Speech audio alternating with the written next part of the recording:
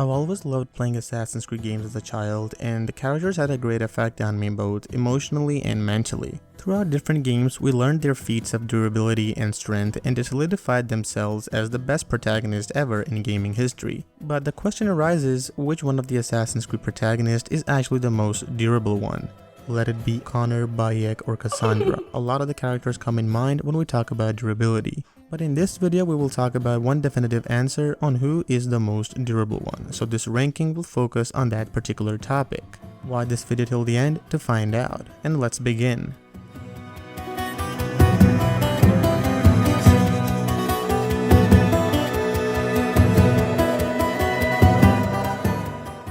Desmond Miles, the descendant of all of the major protagonists that we play in the first 5 mainline games.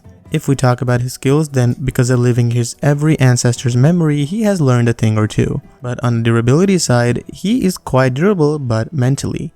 Although he has undergone training to master parkour, combat, and many other abilities, but because of being in the animus for too long, he has resisted the psychological strains of the bleeding effect. But that's not just it. In Assassin's Creed 3, he went to sacrifice himself to prevent global catastrophe, which in itself was a bigger event that could have wiped out the whole Earth. In addition to that, he confronts centuries-old conspiracies and remains unhinged by the immense psychological pressure. So we can say that he is durable mentally but not physically, but this isn't enough to dominate the list.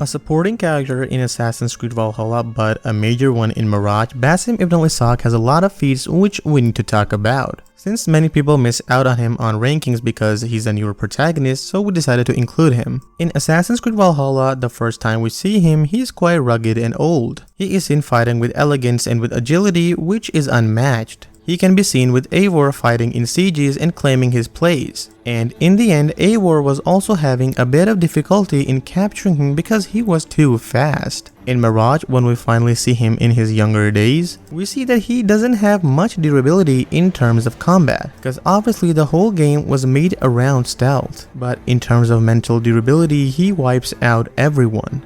Throughout the game, we see him struggling with his two different personalities. And in the end, he finally makes peace with both of them, thus transforming himself into the Basim that we know. But he isn't much durable as compared to other protagonists on this ranking.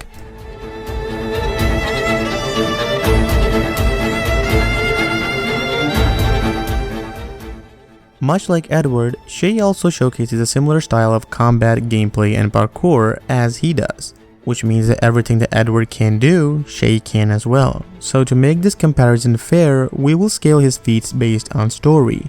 Throughout the game, we see Shay survive some things which an ordinary human cannot, which means surviving being fallen off a cliff and surviving the deadly earthquake of Lisbon. And not to mention that he survived that fall after being shot, so it's a case of double durability. One feat which differentiates him from Edward is the fact that he can swim in cold water. Other than that, everything is still the same.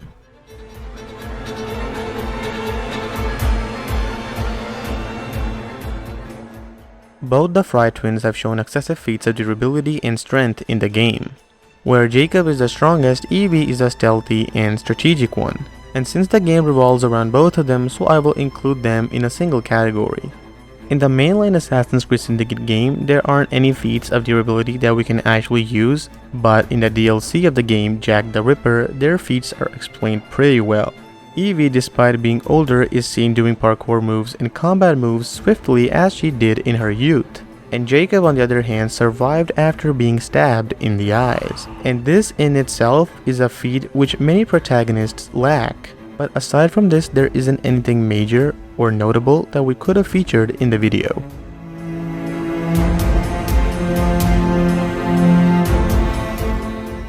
Arnaud Dorian, the French assassin whom we barely got to see any feats of durability in the mainline game.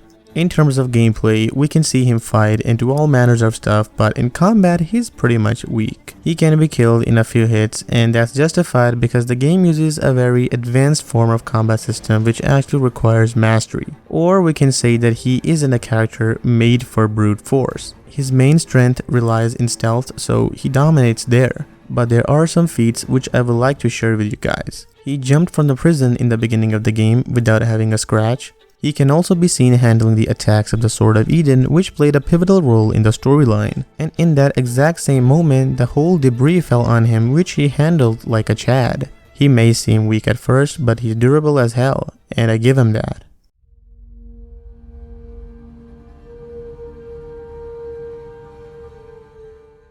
Connor Kenway, the grandson of Edward and one of the most durable assassins that we have ever seen in the franchise. In terms of durability and strength, he has a lot of feats which we will talk about now, the most notable ones for sure. In the game, at one point, he survived the shot of a cannonball and survived it and handled it very well. And after getting knocked down and getting back up, he fought his father in the same dizzy state. It's a topic of debate that during the fight his father was holding back, but he did it nonetheless. And in the final mission of the game, after being stabbed by a wooden stick, he continued running and chasing Charles Lee through multiple locations. And after killing him, he didn't went unconscious, but instead got up and walked out of the bar.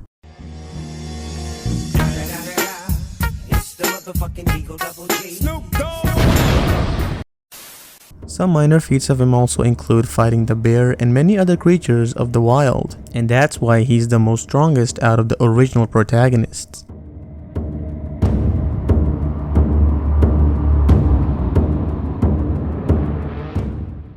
Just after Connor is his grandfather Edward Kenway. Him being a pirate has a lot of durability feats which we will talk about now. For beginners, since he's a pirate, so he has a lot of weight on his shoulders. He is seen always at the helm of the ship, and the strength required to move the wheel is a lot, and he does that with ease. And this thing is more visible in sea storms.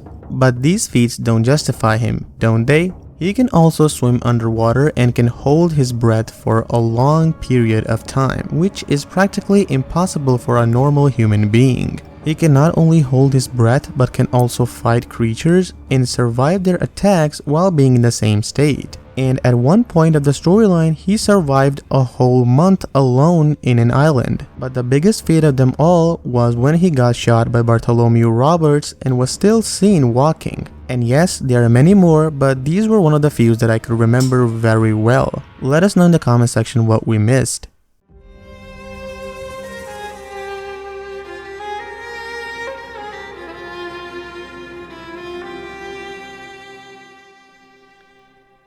Okay folks, the list will now get serious. Let's move on to the original protagonists now. Ezio may be the fan favorite protagonist, but he is at this point of the list, and here's the reason why. In his original game Assassin's Creed 2, he survived a lot of things, but those feats were salt as compared to what he did in Brotherhood and Revelations. In Brotherhood, just in the beginning of the game, he survived the whole downfall and destruction of the Villa Auditore. He was not wearing any kind of armor and was even damaged, and was seen fighting just with his hidden blade and sword. And he not only survived that, but he also decided to go to Rome in the same state, and after reaching there, he recovered pretty fast. In Revelations, his age was near 50. But my boy was as smooth as he was in his younger days. We can see him keeping up with younger assassins in terms of parkour and stealth, and at one point of the storyline in the mission The Wounded Eagle, we see him fighting injured after falling from a chariot on a mountain, and he recovered after eating a few medicine. And there are many more feats of him, but these were enough to solidify his position at this spot.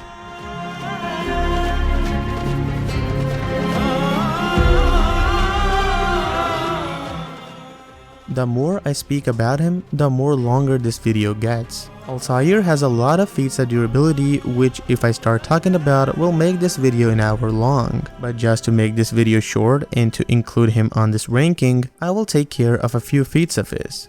In the beginning of the game where all of his other teammates die, we see him surviving that and going straight back to Al-Mualim. Not to mention when all of the assassins do a leap of faith, he can survive it pretty well without having any source of damage. And in the final fight, Al-Mualim does some tricks on him which he has little to no effect of and kills him pretty easily. Then if we move to Assassin's Creed Revelations, his feats increase a lot. Just after killing Al-Mualim, we see him surviving the attacks of Apple of Eden and even dismantling the Apple from Abbas.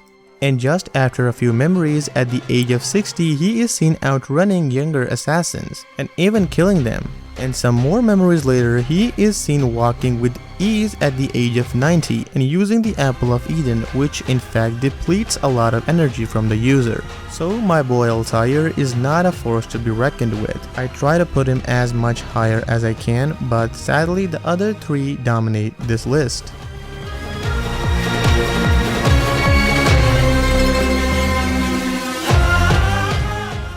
Speaking of Bayek, his feats are no less than other protagonists. In the game, he is seen fighting almost every enemy type, wielding every sort of weapon, and surviving every sort of hit.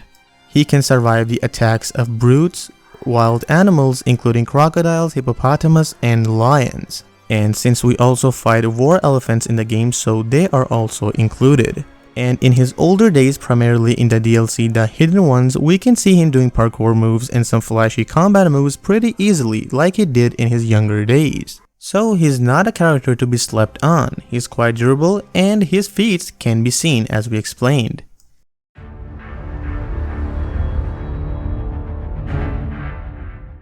Many people consider Eivor the strength of the whole Assassin's Creed franchise because of his feats, which are immense. But in terms of durability, she is not less than anyone else. In a young age, she survived the attack of a wolf, thus earning the title the Wolf-Kissed.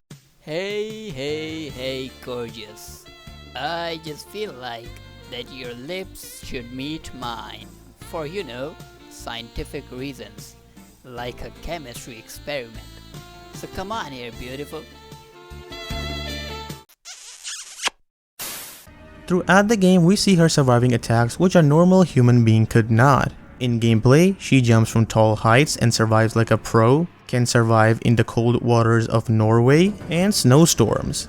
Mentally, she is quite resilient because she survives almost everything thrown upon him. Throughout the whole storyline, the consciousness of Odin tries to manipulate her into gaining control, but she declines and eventually locks him in her own mind, which proves her resilience. And if we talk about physical durability, in the final fight after Basim stabs her with the hidden blade, she fights and wears it off like it was nothing. So you can see how much durable she is. And in the DLCs, well, the durability feats just increased.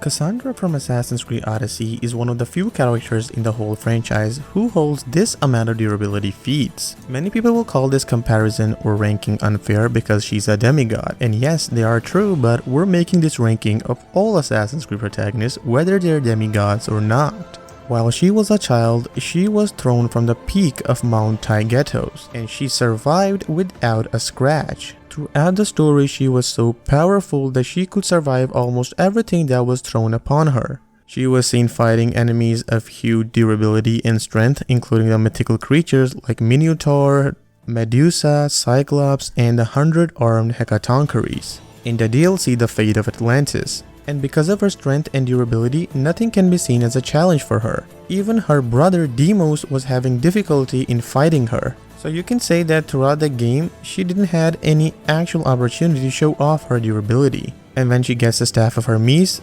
everything becomes clear. She becomes unstoppable. So this is the reason why we placed her at the top of the list. Do you guys agree? Let us know in the comment section below. Well folks, that was it. How was the video? And do you guys agree with our ranking or not? Many people will call this like biased because we placed Cassandra at the top, but what do you think? Be sure to let us know in the comment section below and also give us an idea on which topic should we make a video next. We will see you in another interesting and amazing video. Till then, keep playing, keep enjoying, and these are Faxx Spitters signing out.